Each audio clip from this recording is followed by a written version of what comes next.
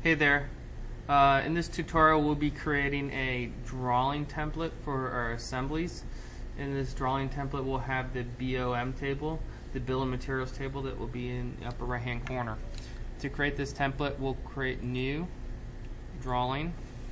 We're going to name this template BOM template A.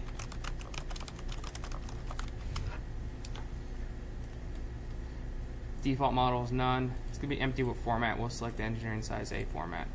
We'll click OK. So create our template drawing. We're going to add a table at the top right hand corner that has all the parts in our assembly. To do that, we'll go to Table. Under Table, we'll hit Insert Table. Snap from the right top corner. 5 columns, 2 rows. We'll mess with the actual sizes individually. We'll click OK. This select point will pop up. We want to snap because of using absolute coordinates. 8.5 by 11 sheet of paper, but there's 1/4 inch margins, so we want to set the location to 10.75 by 8.25. 8.5 by 11, subtracting 1/4 inch from both the X and Y. Click OK. It'll put in the table there. Okay, we're going to go ahead and put in some values. Item, all capitalized for everything. Quantity. Part number. Description. And finally, material. Okay. We're going to add a repeat region to this bottom row, so I'm going to select just the bottom row. Right click, add repeat region. Okay. I will double click on each one. And I'm going to set these attributes. These attributes you're going to pull directly from the parts themselves in your assembly. So we're going to set repeat index. So it's going to duplicate the rows below this, depending on how many parts. Double click, repeat quantity. The part number will come from the assembly, the member, and then the name, the actual name of the file. Description will be assembly, member, PTC common name, pull the common name, and then the last column, and you may need to kind of zoom in because we want to make sure we hit the cell only, will be assembly, member, PTC material, and then PTC material name. Okay, let's change some sizes of these columns now. I'm going to click on just this first column, right click, properties. We're going to set this to 0.75. Second column, we're going to set it to 0.75.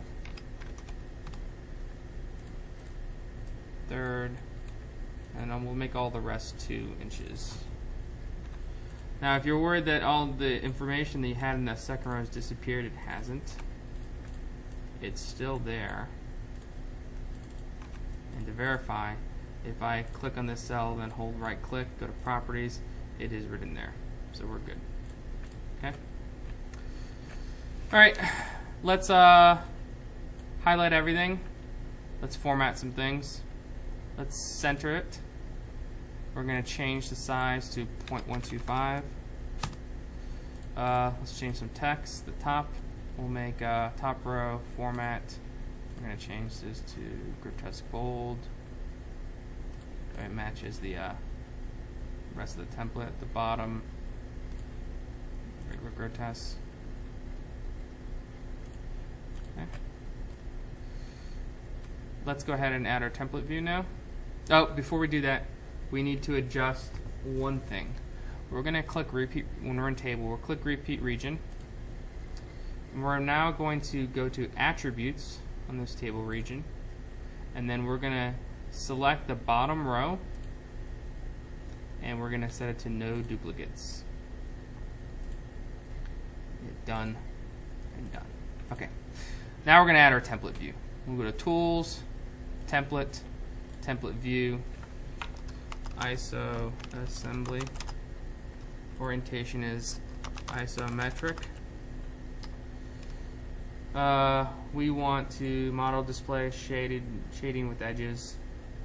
Go ahead and place the view. I'm gonna drop it over here for now. You want to go ahead and center it as best as you can.